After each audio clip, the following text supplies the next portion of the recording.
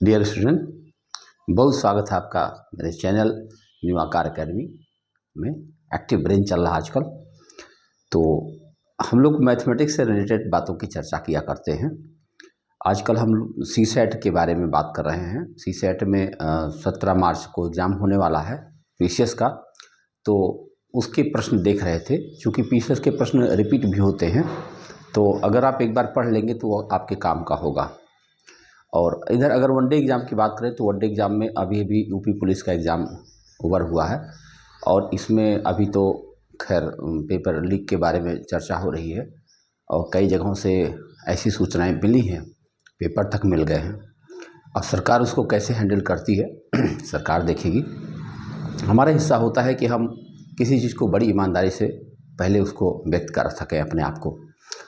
तो लीक से समस्या है और लीक से निपटना ही होगा सरकार को, इसमें कोई शक नहीं है।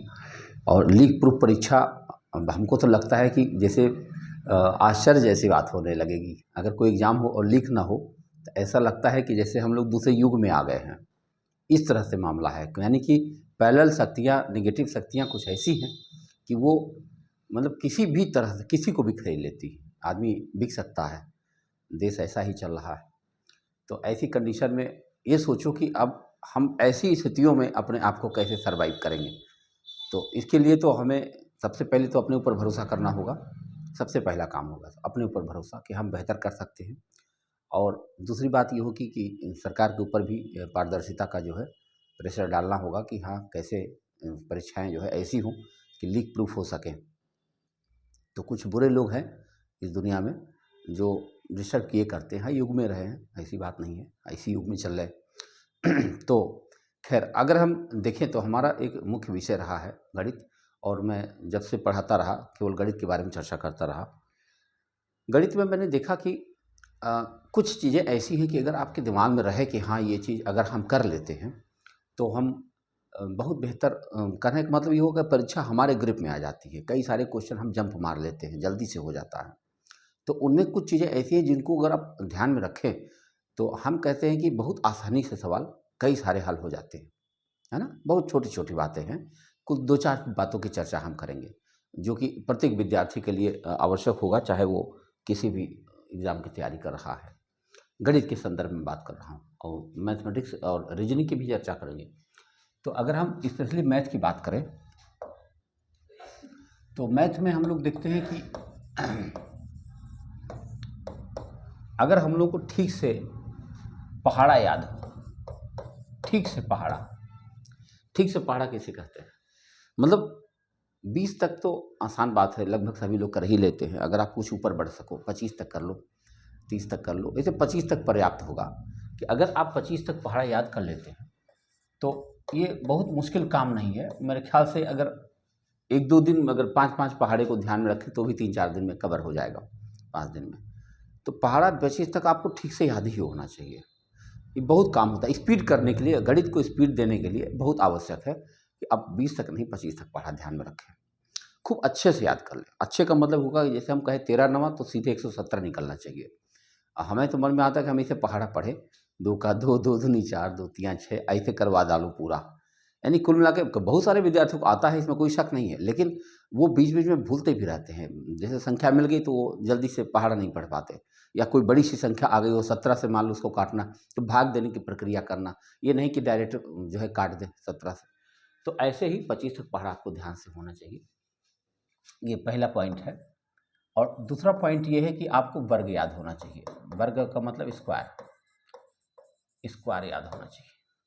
कम से कम 30 तक याद होना चाहिए। आपने अगर हमारा देखा होगा वो वर्ग और क्यूब वाला सेशन, तो हमने वहाँ पर खूब तेज़ी से वर्ग करना और वर्गमूल करना बहुत बढ़िया सिखाया है, और घन घनमूल के बारे में भी चर्चा किया है। तो वो तो कैसे निकालना वो अलग मुद्दा हो गया, लेकिन 30 तक आपको याद होना चाहिए, ये गारंटी है। मतलब उसमें सोचना ना पड़े कि 29 का स्क्वायर होता है तो 841 है। इसमें ये ना सोचना पड़े कि यार 9 से गुणा करते हैं, क्या करते हैं, निकालने का प्रयास नहीं, डायरेक्ट होना चाहिए। तो 30 तक का वर्ग आपको बहुत अच्छे से याद होना चाहिए। तीसरा जो है घन के बारे में बात हो रही है, घन करना है, क्यूब। क्यूब यानी ये सारी चीज़ें क्यों हो रही हैं कि मैथमेटिक्स की स्पीड बढ़ाने के लिए। बहुत सारे विद्यार्थी कहते हैं सब सवाल हो जाता, लेकिन स्पीड नहीं हो पा रही है। तो स्पीड के लिए बहुत ज़रूरी है कि सब याद करें कम से कम 20 तक याद होना चाहिए। जहाँ तक याद ज़्यादा हो तो और अच्छी बात है, अगर नहीं याद है तो 20 तक तो आपको अच्छे से याद होना चाहिए, इसमें कोई शक नहीं है। तो ये खूब स्पीड में आना चाहिए। इसके अलावा अभी तो इधर बीच में सीसेट कर रहा था तो मैंने 2 चीज़ों पर ध्यान दिया कि 2 चीज़ों पर सवाल खूब आ रहे हैं।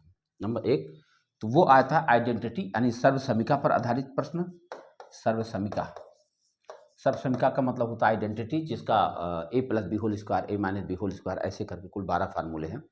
उस पर जितनी अच्छी पकड़ आपकी बन जाए, जैसे संख्या देखते ही आपको दिख जाए कि हाँ यही हो रहा है, तो सर्वसमिका आपको ठीक से कंठस्थ होनी चाहिए। और अगर पाँचवीं बात की हम चर्चा करें तो पाँचवीं बात हमारे पास होगा कि ये रीजनिंग का एक हिस्सा जो ए फार 1, बी फार 2, सी फार 3 ऐसे करके है, वो हिस्सा बहुत अच्छे से आपका तैयार होना चाहिए। यल दिखाई पड़े तो यल दुनिया के नज़र में वो यल है, लेकिन आपको 12 दिखना चाहिए, है ना। क्यू कहीं दिख रहा तो इसका मतलब 17 दिखना चाहिए, टी कहीं दिख रहा तो 20 दिखना चाहिए। मतलब टी, आप दुनिया को टी दिखता है लेकिन आपको 20 दिखना चाहिए।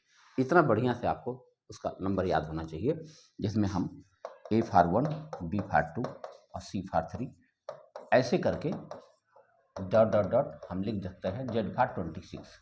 मतलब इतनी बातें मेरे हिसाब से अगर किसी विद्यार्थी को बहुत ढंग से तैयार है तो यकीन मान लीजिए कि आज के डेट में आप तैयार करके देखिए, आपकी स्पीड 50% बूस्ट करेगी। 50%, यानी अगर आप 1 घंटे के अंदर मान लीजिए जितने 20 क्वेश्चन करते होंगे तो अब 30 करने लगेंगे, है ना। 50 करते होंगे तो 75 करने लगेंगे, 100 करते होंगे तो 150 करने लगेंगे। आज की डेट में इसको करके देख लीजिए। अब इसकी पकड़ बहुत अच्छी होनी चाहिए। पकड़ का मतलब क्या, संख्या देखते ही पहचान जाए, मतलब सोचना ना पड़े कुछ, है ना। अगर अगर आपको सोचना पड़ा तो फिर टाइम ही लग गया। तो ये बात आपको ठीक से पढ़ना चाहिए। अगर हम इसकी चर्चा करें तो पहाड़ा मैं क्या लिखूं, मैं लिखूंगा तो आप बड़े आराम से पहाड़ा हुआ, वर्ग हुआ, घन हुआ, इन 3 चीज़ों को तो आप ठीक से पढ़ ही लीजिए, है ना। उसमें मुझे करने के लिए नहीं करना है कुछ कि हम पहाड़ा लिखेंगे तब आप याद करेंगे, आप बस याद ही कर लीजिए और कुछ करना नहीं है। कहीं पर कागज़ पर पहले लिख लीजिए, उसको 2-3 बार दिन भर में दोहराइए और बहुत मजबूत कर लीजिए। सब संख्या एक बार हम दोबारा लिख देते हैं। सब संख्या ज़रूरी है, जितनी बार लिखो उतना ही कम है। 10 बार लिखो, 10 बार लिखो, 20 बार लिखो, 20 बार लिखो, मतलब खूब लिखो, है ना। देखो मैं लिखता हूँ, हम सब संख्या की बात करते हैं। सब संख्या एक बार दोबारा ठीक से देख लीजिए। तो कुल मिला के 12 सर्व संख्याएँ हम लोग पढ़ते हैं। अगर इस पेन को थोड़ा सा और पतला कर लें तो पहला हमारे पास सर्व संख्या होगा a प्लस बी का होल स्क्वायर, ये होगा A square plus B square plus 2ab। और दूसरा होगा हमारे पास a माइनस बी का होल स्क्वायर, ये होगा A square plus B square minus 2ab। एकदम खूब ठीक से याद हो जाए, दिखे एकदम से।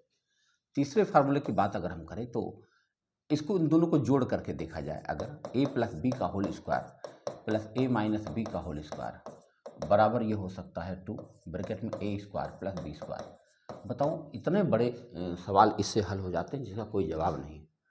मैं एग्जांपल लूँगा तो आप देखेंगे कि अभी मैं तीसरा जो मैंने लिखा है, सोचो ये सवाल को ध्यान से देखो आप।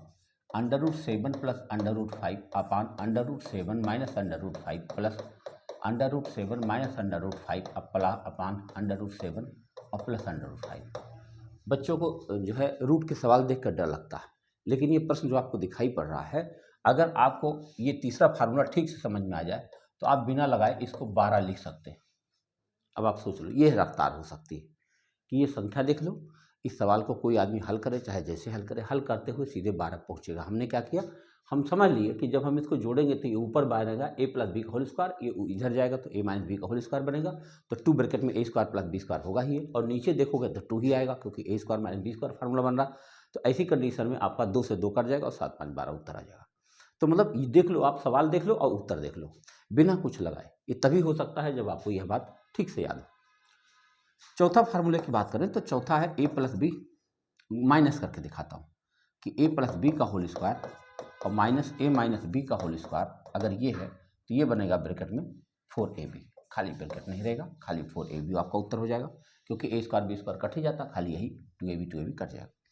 पाँचवा फार्मूला देखें तो 100 बन सकता है a square minus B square बराबर एक ब्रैकेट में a प्लस बी और एक ब्रैकेट में a माइनस बी। छठवां फार्मूला होगा आपके सामने तीनों का, a प्लस बी प्लस सी के बारे में बात है। a प्लस बी प्लस सी का होल स्क्वायर अगर हमें करना है तो तो ये होगा A square plus B square plus C square plus 2ab plus 2bc plus 2ca। 2 common लेकर के आप देख भी सकते हो।